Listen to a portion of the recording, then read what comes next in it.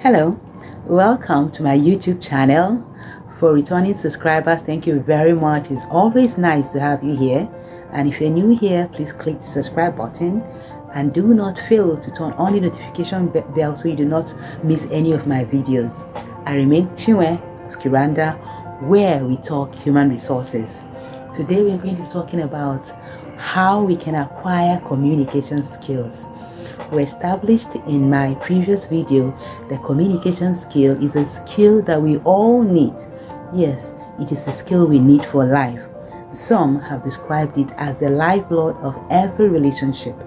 The question though is, how do we acquire this skill? Because most of us are not born communicators, so we have to work very hard to acquire communication skill. Well, countless literature are available on this topic, but here are 3 tips. The first one is to be a good listener. It's not ironic that for you to be a good communicator, you also need to listen.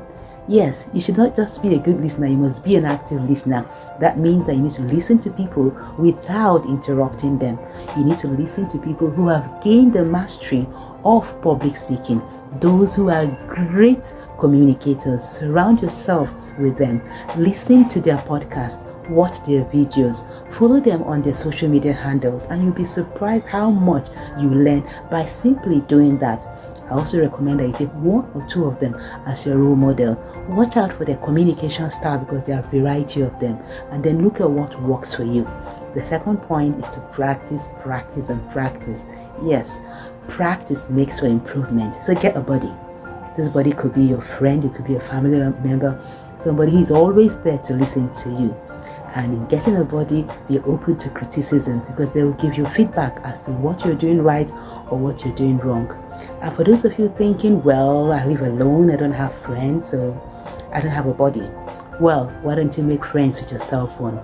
Your cell phone has a feature that records voices.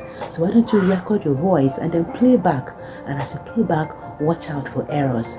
And if you're thinking, well, I don't have a cell phone and I don't have a body, but you do have a mirror. Yes, you do have. So why don't you practice speaking in front of the mirror? As you do this, you will improve in your communication skill.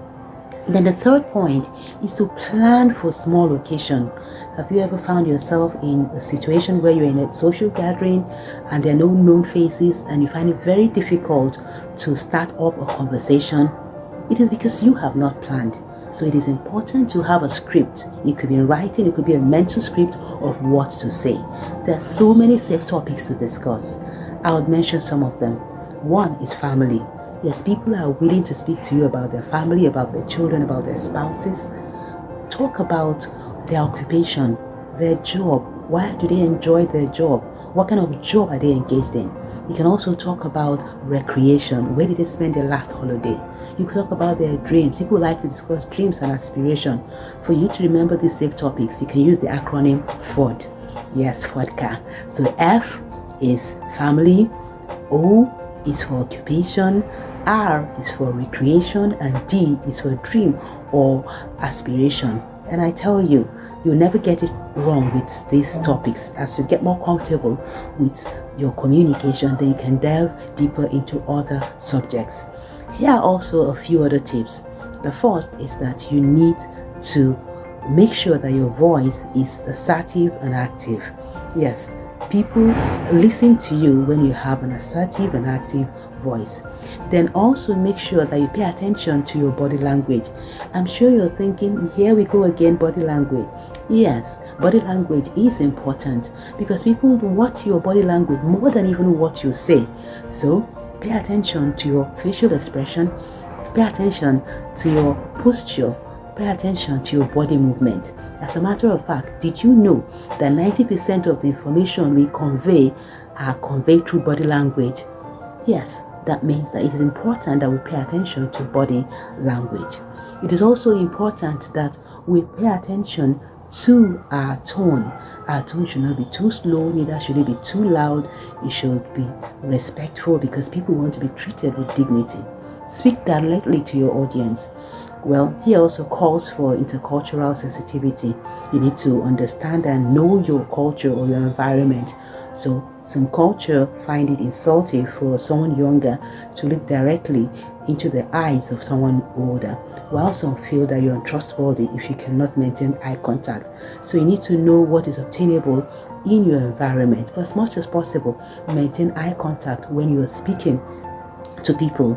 Maintaining eye contact will know when they're still with you, when you have lost them, and what you can do to improve their listening experience. It is also important that we watch out for fillers. Yes, fillers.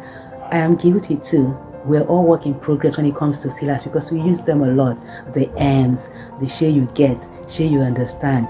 Abi, shebi. These are fillers and they are distracting.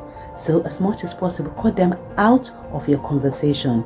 And the key to cutting them out is to take stock of how often to use these fillers. You can get somebody to write out how many times you use them if you can't do them yourself. And then the key is to minimize and over time to completely take them out. And if you do feel that you cannot do without these fillers, yes, you can. For a change in thought, you could pause for a while. I'm sure you're thinking, well, if I pause, will it not look awkward? The awkwardness is more in your head than with the audience. They will not even notice that you have paused for a change of thought. Fillers can be distracting, so please try and avoid them. You also need to avoid distractions. When you're speaking, can you please drop the cell phone? Can you look off from the system and look at the person that you're speaking with?